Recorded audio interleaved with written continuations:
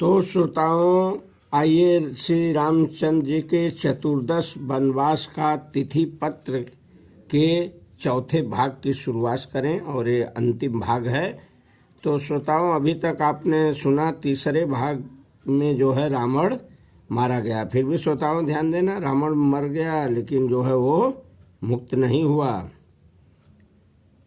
जीवन मुक्त नहीं होगा श्रोताओं अभी, क्योंकि बताए हैं नारद जी उस समय श्राप दिए थे इसको 3 जन्म इसे भोगना पड़ेगा। तो ये तो अभी इसका दूसरा जन्म है, अभी इसके बाद फिर इसका जन्म आएगा जो है एक कल्प के जो है युग में, वो द्वापर में आया है फिर। तो छोड़िए वहाँ की कहानी, आइए जो है चौथे भाग की शुरुआत करें।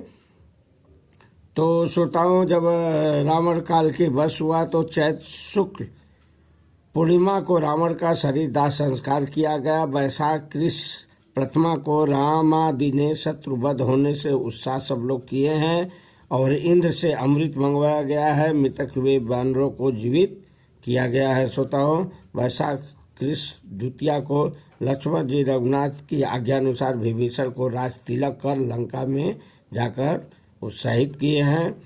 और तो और श्रोताओं, वैशाख कृष्ण तृतीया को सीता जी ने श्री राम जी की आज्ञा अनुसार अग्नि में प्रवेश किए हैं। सोच लीजिए श्रोताओं, ये तो बड़ी अजीब घटना होगी। वहीं पर जो है सीता माँ की अग्नि परीक्षा भी हुई, इनको देना पड़ा। तो श्रोताओं, जबकि सीता जी जो है कुल मिलाकर 14 मास 10 दिन तक लंका में रहीं। याद करना श्रोताओं। फिर वैशाख कृष्ण चतुर्थी को श्री रघुनाथ जी ने श्री जानकी जी और लक्ष्मण जी तथा हनुमान सहित विमारूढ़ होकर अयोध्या की ओर गमन किए हैं। श्रोताओं, वैशाख कृष्ण पंचमी को श्री रामचंद्र जी समाज के सहित प्रयागराज में आए हैं। श्रोताओं, वैशाख कृष्ण षष्ठी को श्री राम जी समाज सहित नंदीग्राम में भरत जी के पास आए और बड़े आनंद से भेंटे और 14 वर्ष वनवास के व्यतीत हुए। श्रोताओं, इस तरह से भगवान राम का श्रोताओं ये 14 वर्ष का वनवास व्यतीत हो गया। वैशाख कृष्ण सप्तमी को श्री मन महाराज धीराज श्री रामचंद्र जी श्री जानकी जी समेत सिंहासन पर बैठे हैं। श्रोताओं, वैशाख कृष्ण सप्तमी का वो दिन था। श्रोताओं, फिर आ गया ये सोम मुहूर्त, जहाँ से जो है छोड़ के गए थे फिर उसी पर आ गए।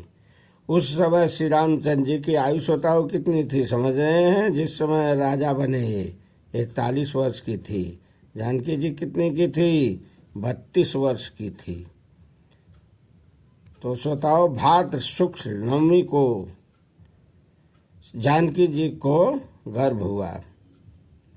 चैत शुक्ल द्वादशी को श्री लक्ष्मण जी रघुनाथ जी की आज्ञा अनुसार सीता जी को वन में छोड़ आए। श्रोताओं, फिर तो देखिए मुसीबत आ गई जो है, सीता जी के ऊपर भी मुसीबत ही मुसीबत रही।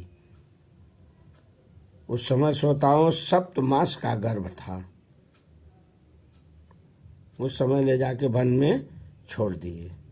कहानी बहुत प्रसिद्ध है, सुनाओ, इसके बारे में आपको बताई जाएगी। फिर आगे देखिए जो है आषाढ़ कृष्ण को लवकुश जन्मे। तो श्रोताओं, कुल मिलाकर अगर देखा जाए तो माता सीता जी 966 वर्ष वनवास में रहीं। कितने वर्ष रहीं? 966 वर्ष वनवास में रहीं।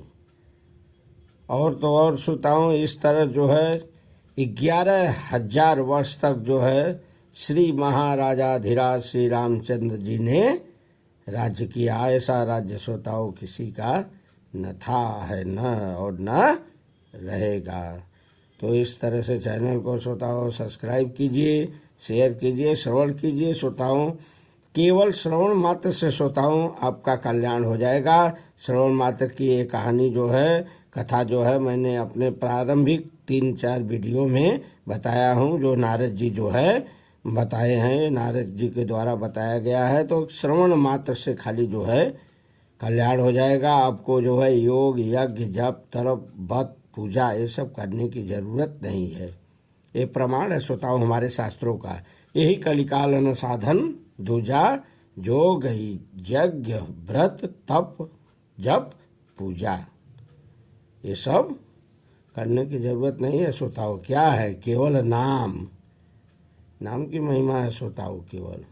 केवल श्रवण की महिमा है, गुण की चर्चा की महिमा है। इतने मात्र से आपका कल्याण हो जाएगा। इसलिए जो है आप लोग ध्यान से जो है चैनल को सब्सक्राइब कीजिए और जो है कथा का आनंद लीजिए और अपने आप को जो है जीवन मुक्त होने की लक्ष्य की ओर बढ़िए। कथा यहीं पर विराम दी जाती है। आगे श्रोताओं कथा अब आपको जो है विश्वामित्र के बारे में बताई जाएगी। श्रोताओं ये कैसे जो है ब्राह्मण बने, क्षत्रिय रहे, फिर महर्षि कैसे हो गए इत्यादि सब विस्तार से आपको बताया जाएगा। तब तक के लिए धन्यवाद।